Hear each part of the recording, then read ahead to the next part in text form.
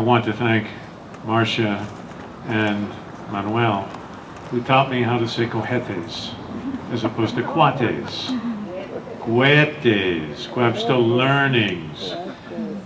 So, as we know, yesterday was the Feast of the Virgin of Guadalupe, much celebrated here in San Miguel in Mexico. And there was a band that made its way right in front of St. Paul's on El Cardo yesterday. I'm sure it was illegal, but nonetheless it transpired because there had to be some celebration for the Virgin of Guadalupe, which began on Friday night, I promise you, because I went to bed early. I went to bed at 10 and the cohetes were sounding off until at least 1 a.m. where I drifted off to sleep. And I thought, good, because we're told we're in a time of new normal. And most of us are looking in our rearview mirrors, wishing for the old normal to come back. And I thought, if folk are on Gaudete weekend, if they're able to find some joy, if they're able to live into new normal and celebrate, that is a step into the future. Some of you have told me that you have used this time of COVID as a reassessment of life, as a sort of a readjustment, a way to anchor in new ways and to take a look at some of your values. And so that pandemic assessment dovetails nicely with the third Sunday of Advent, because that is the message of the scriptures this day. Isaiah, St. Paul, and the baptizer all want us to have clarified priorities. John's message is very clear. John knows exactly what he has to say. He says, God is up to a new thing in this world. Get ready. Here it comes. A new thing is afoot. John knows exactly what to say. But there is also a great deal that John the Baptizer has not figured out. We don't hear him proposing a plan for Mideast peace, which they might have needed even back then. He doesn't have a 5-point priority schedule for how healthcare is going to be instituted in the world. He has no suggestions regarding climate change. John, in fact, doesn't seem to have a grasp of his own identity. He seems to know more about who he isn't than about who he is. And so people come and ask him, they say, are you the Messiah? He says, oh no, I'm not the Messiah. Well, what then? Are you Elijah? No, I'm not Elijah. Are you the prophet? No, I'm not the prophet. Now it turns out that he was the prophet, but John didn't know this. Jesus talks about that later in the Gospels. John doesn't seem to have very much figured out at all. And inquiring minds want to know. The Georgia Senate race is only 2 weeks away. They're here doing polling, and John doesn't know whether he's a Republican or a Democrat. He doesn't have any idea of who he is. He doesn't fully grasp his own identity. There's an author I like. His name is Walker Percy. And Walker Percy said that he was introspective from a young age, perhaps because when he was young his father had committed suicide. But he did well in school, went on to Columbia University to study medicine. When he graduated as a physician, he went to his first internship. And during that internship, he contracted tuberculosis. And back then, the only thing you could do for tuberculosis was to make retreat and to recuperate. And so during the time of his recuperation, he had some existential questions. So he read all of Sartre and all of Camus. What a task. How did he ever recuperate from that? It didn't answer his questions, so he began a spiritual journey, and he read all of Dostoevsky and all of Kierkegaard. And finally, he became a Christian, and the rest of his life was characterized by a particular devotion to the Holy Eucharist. And the Christian faith informed his novels. He believed that the Western world was affected by a deep malaise that could not be answered by humanism, as valuable as humanism is, that could not be answered by the scientific method, because the scientific method gives us essential information, but doesn't tell us much about the human condition, who we are, or how we should engage. There is wisdom lacking. So in one of his quirky novels, and all of his novels are fairly quirky, called Lost in the Cosmos, Walker Percy asked this question.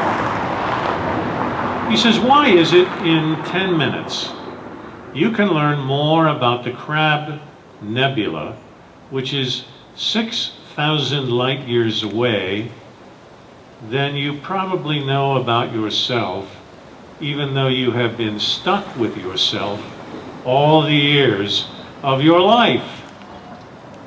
Walker Percy, like John the Baptist, didn't know much about himself, and he knew that he had to root himself in God if he was to answer existential questions, if he was going to make sense of humanism and all that the scientific method has so wonderfully given to us.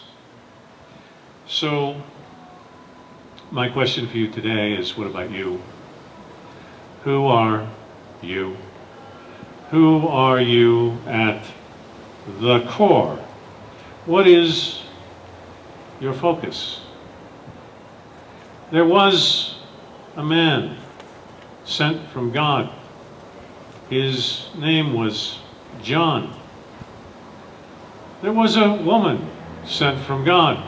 Her name was Christine. Her name was Bonnie, and Raquel, and Patty, and Mercedes. Who are you? What is your focus? You have been born, and so you are taking up space. You are breathing air. You are drinking water. If you have been baptized, perhaps even confirmed, then you know that you are here purposefully. There is a reason for you to be here on earth, and you may not always know why you are purposefully here. You are here to worship. You are to serve humankind in the ways that you live. There was a man. There was a woman sent from God. You are she. You are he. Maybe the first step is to understand what we are not. John came to witness to the light, but he was not the light. You are not the light. I am particularly attracted to inspirational boxes of Kleenex. Isn't that pretty? One of the phrases says, "Tu unico limite es tu mente." Your only limit is your mind, which is absolute drivel.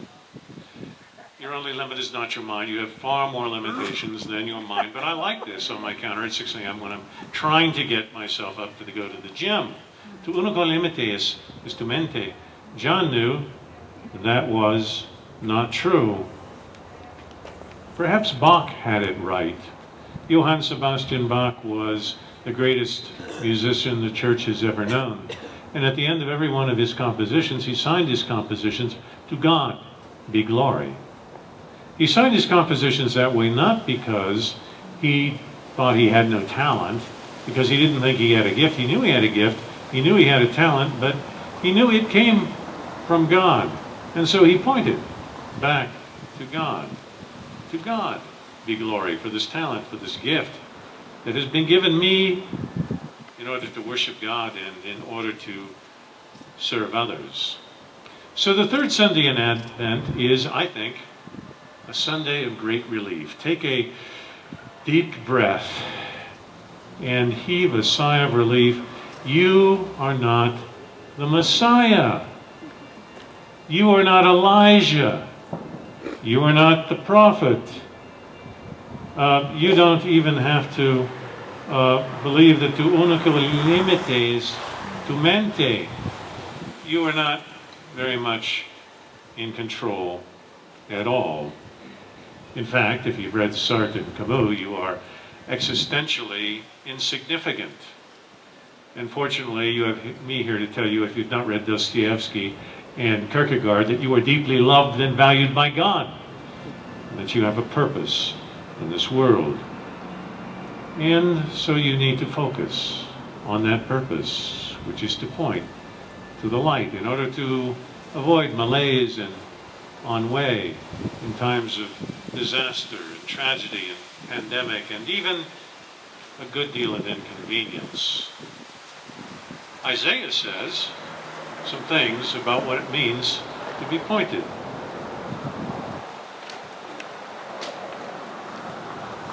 Isaiah says, "The Spirit of God has sent me to bring good news to the oppressed, to bind up the brokenhearted, to proclaim liberty to the captives and release to the prisoners, to proclaim the year of the Lord's favor, comfort to those who mourn." That is part of what we do when we point. My sister she lives in Monrovia, California, part of the LA complex, but she is a school psychologist in Diamond Bar, a public school, but one that is second, I think, in all of California. And the students in this school are under a great deal of stress. They're majority Asian, but they're also Latinos and Anglos. And she said, "You need to read, George, a book called America is Us by William Perez." And so if my sister says it, I do it. And in that book, there is a story about Lucia. Lucia was taken from Mexico to the United States when she was 7 years old. She had difficulty learning English, but she did dominate English. She persevered, did extremely well in school, graduated high school with a grade point average of 3.89, 2 scholarships, and was admitted to the University of California at Berkeley. When she went to complete her entrance to Berkeley, she discovered she did not have a Social Security number. And for the first time in her life, she realized she was an undocumented alien. She could not attend the University of California at Berkeley. Undaunted, she went to community college, went on to earn 2 master's degrees. She wants to be a lawyer. That's hard for somebody who's undocumented in the United States of America. And so she waits, and she perseveres. Perhaps part of what we point to is hope and liberation for those who find themselves in circumstances like that. That is a tangible application of Isaiah in the 21st century. Certainly, we are to understand that we are not the light. We are not the center. You may, in fact, learn in 10 minutes more about the Crab Nebula, which is 6,000 light years away, than you have learned about yourself, even though you have been stuck with yourself all your life. And you know what? That's just fine. John the Baptizer didn't figure very much out at all. He just knew to point to the light. Bach knew to point to the light, to God, be glory. And so this Advent season we are to wait, and we are to understand that we are here with a purpose. There was a man, there was a woman sent by God to point to the light, and that is you. Amen.